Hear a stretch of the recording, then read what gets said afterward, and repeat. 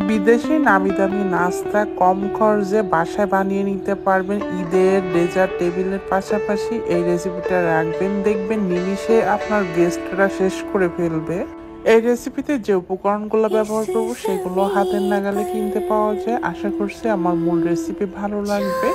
মাত্র 10 মিনিটে এই ডেজার্ট আইটেমটা কে না বানাতে চেয়ে বলেন। যখন তখন বানিয়ে এটা আপনার গেস্টদেরও কিন্তু অতিথি আপ্যায়ন করতে পারবেন। আশা করছি আমার মূল রেসিপি ভালো লাগবে। প্রথমে হাঁড়িতে আমি 2 কাপ পরিমাণ লিকুইড দুধ নিয়ে নিচ্ছি। আমি এখানে 2 গ্লাস পরিমাণে এই রেসিপিটা বানাবো। আর যদি আপনার গ্লাসের পরিমাণ বাড়াতে চান সেক্ষেত্রে উপকরণগুলো বাড়িয়ে দিবেন। 1/2 কাপ পরিমাণ চিনি দিয়ে দিচ্ছি। চুলা না জ্বালিয়ে প্রথমে এই উপকরণগুলো দিয়ে দিব। আর এরপর দিয়ে দিচ্ছি 2 টেবিল চামচ কর্নফ্লাওয়ার। কর্নফ্লাওয়ার না থাকলে চালের গুঁড়ো দেওয়া যাবে, তবে কর্নফ্লাওয়ারটা দিলে কিন্তু বেশি ভালো হবে। এই রেসিপিতে কোনো প্রকার আগার আগার পাউডার দেওয়া যাবে না। আগার আগার দিলে কিন্তু টেস্টটা নষ্ট হয়ে যাবে আর রেসিপিটা ঠিকঠাক হবে না। এরপর এখানে দিয়ে দিচ্ছি আমি ডানো ক্রিম। ডানো ক্রিমটা কিন্তু সুপার শপে কিনতে পাওয়া যাবে, তো এখান থেকে আমি অর্ধেক পরিমাণ দিয়ে দিব। ডানো ক্রিমটা না থাকলে অন্যান্য ব্র্যান্ডের ক্রিমও দিয়ে দিতে পারবেন। মোট কথা যে কোনো ক্রিম দিয়ে এই রেসিপিটা করে নিতে পারবেন।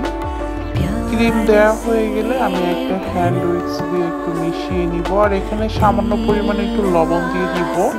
মিষ্টি জিনিসে আমার কাছে লবণটা দিলে খেতে বেশি ভালো লাগে। এরপর আমি একটা হ্যান্ড উইক্স দিয়ে যে মিশিয়ে নিচ্ছি। আর এগুলো কিন্তু অবশ্যই চুলা অফ করে তারপর করতে হবে, তা নাহলে জমাট বেঁধে যাবে। ভালো করে মিশিয়ে নেওয়ার পরে চুলাটা অন করে দিয়েছি। আর চুলা অন করে দেওয়ার পরে অনবরত এই ডেজার্টটা নেড়েচেড়ে কিন্তু ঘন করে নিতে হবে। যেহেতু কর্নফ্লাওয়ার দিয়েছি আর কর্নফ্লাওয়ার দেওয়ার কারণে এই দুধটা কিন্তু লিকুইড থেকে একদমই ঘন হয়ে যাবে। এখানে যদি স্বাদটা আর একটু বাড়াতে চান সেক্ষেত্রে গুঁড়ো দুধও দিয়ে দিতে পারবেন। তো এখানে আমি অলরেডি কিন্তু নেড়েচেড়ে জ্বালিয়ে ঘন করে নিয়েছি। আর এটা কেমন ঘন রাখছি এই যে ভিডিওর স্ক্রিন দেখে বুঝে নিবেন। এই পর্যায়ে আমি নামিয়ে একটা জগে ঢেলে নিব, এতে করে আমার গ্লাসে ঢালতেও সুবিধা হবে।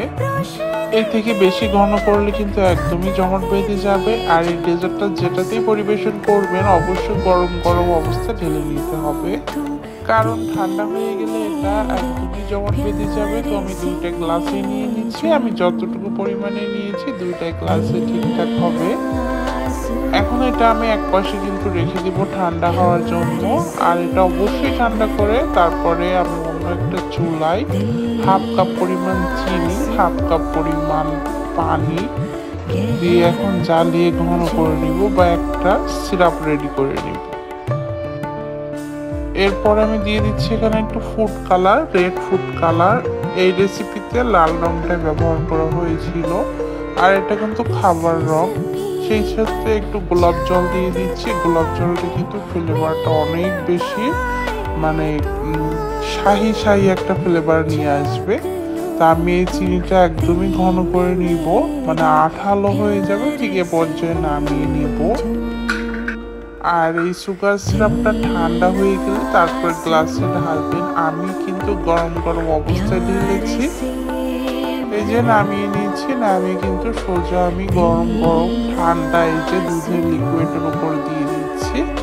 আর এটা গরম দেওয়ার কারণে এই উপরের লেয়ারটা নিচে চলে গেছে। যাই হোক, সেমই কিন্তু হচ্ছে সুগার সিরাপটা উপরে থাকার কথা, সেখানে হচ্ছে নিচে গেছে, কিন্তু দেখতে কিন্তু অনেক বেশি আকর্ষণীয় লাগতেছিল।